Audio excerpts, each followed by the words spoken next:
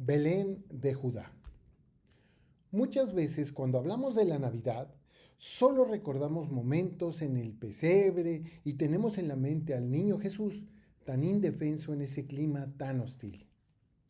Pero la Navidad tiene mucho más que decir, porque es más que eso. Así pues, también entendemos que durante toda la Biblia, el actor central siempre es Jesucristo. Cualquiera diría que las cosas que sucedieron un tiempo antes de su llegada también ayudaron pues a que todo se diera como se dio. Pero si vamos más allá, nos damos cuenta que todo fue un plan divino orquestado desde el principio de los días de la eternidad para traernos paz y amor. La paz que solo Cristo da y el amor que solo Cristo enseña. Acompáñenme a leer este pasaje del Antiguo Testamento en el libro de Miqueas, capítulo 5, verso 2. Miqueas, capítulo 5, verso 2. ¿Qué dice así? Pero tú, Belén Efrata, pequeña para estar entre las familias de Judá, de ti me saldrá el que será Señor en Israel, y sus salidas son desde el principio, desde los días de la eternidad. Efrata, esta palabra extraña que encontramos ahí, es el nombre anterior de Belén o de sus alrededores. Los nombres Belén y Efrata se usaron conjuntamente en varios textos.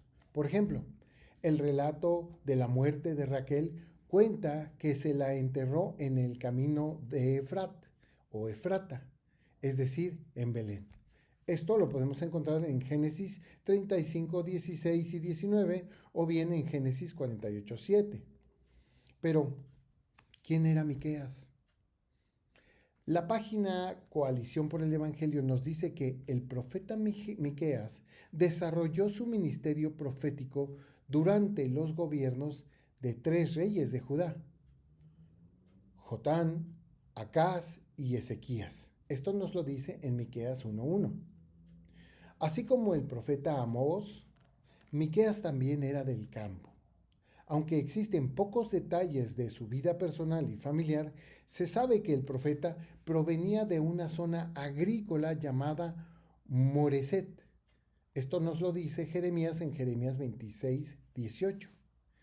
Ubicada esta zona a unos 50 kilómetros al sur de Jerusalén, en el reino de Judá. Algunos estudiosos sitúan su ministerio entre los años 750 y el 700 antes de Cristo. Bueno, lo que encontramos aquí en Miqueas 5:2 es una profecía acerca de la llegada del Señor Jesucristo. Antes ya nos venía diciendo Miqueas acerca del reinado de Dios y de la redención de Israel tras el cautiverio, y todo esto nos lo dice en el capítulo anterior. Pero aquí nos habla de algo hermoso que me gustaría compartir con ustedes. Y comencemos con Belén. Todos conocemos que Belén es donde nació nuestro Señor Jesucristo.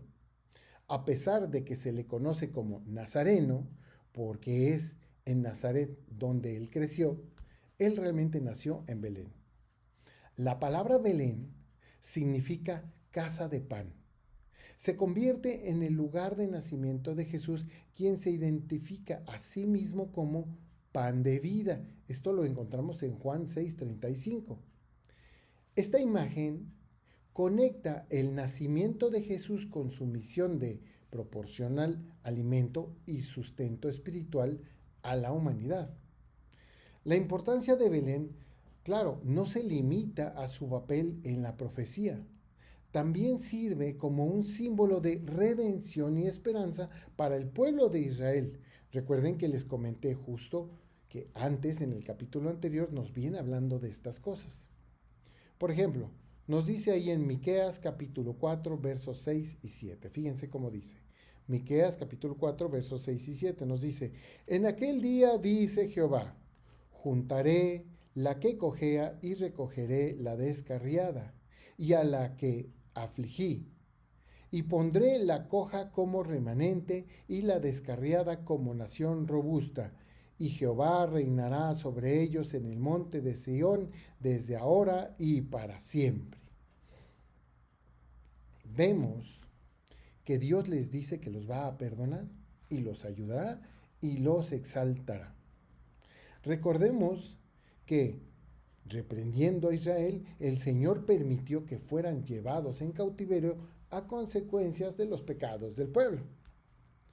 El nacimiento de Jesús en Belén marca el cumplimiento de las promesas de Dios a Israel y al mundo. Significa la llegada del tan esperado Mesías, quien traería salvación y establecería el reino de Dios en la tierra. Por ejemplo, lo vemos cuando los magos se encuentran con Herodes, ahí en Mateo capítulo 2, verso 1 y 2. Fíjense, Mateo capítulo 2, verso 1 y 2, donde nos dice: cuando Jesús nació en Belén de Judea en días del rey Herodes, vinieron del oriente a Jerusalén unos magos, diciendo: ¿dónde está el rey de los judíos que ha nacido? Porque su estrella hemos visto en el oriente y venimos a adorarle. ¿Dónde está el rey de los judíos? La pregunta sería: ¿por qué adorarle sin saber quién era ese niño? Ellos conocían las escrituras y sabían perfectamente de quién se trataba. Bueno, después nos dice el pasaje de Miqueas refiriéndose a Belén: pequeña para estar entre las familias de Judá, de ti me saldrá el que será Señor en Israel. Belén era pequeña para estar entre las familias de Judá, porque realmente era una ciudad pequeña, dijéramos apenas un pueblo.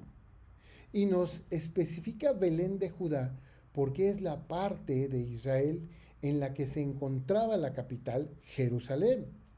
Pero a comparación de Jerusalén, pues Belén era muy pequeña. Sin embargo, todo ese era territorio de Judá y de la tribu de Judá. Belén se consideraba pequeña o inclusive insignificante entre las ciudades de Judá, pero sería el lugar del nacimiento de este futuro gobernante. Muchos teólogos dicen que porque así se reforzaría la idea de que Dios tiene preferencia por los pobres.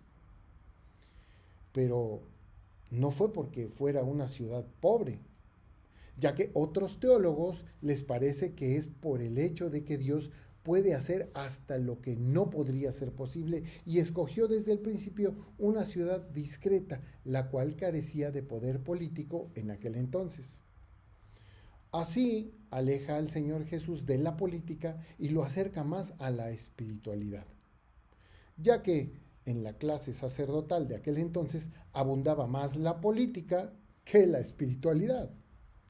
Además, siendo Herodes un gobernante de ascendencia no judía, el futuro gobernante de Israel debía ser de ascendencia judía y es uno cuyas salidas son desde el principio de los días de la eternidad. No a cualquiera le quedaría esta descripción. ¿A qué otra cosa podría referirse esto sino al Mesías? Solo el Mesías se ajusta a la descripción de un gobernante en Israel cuyo origen era desde tiempos pasados.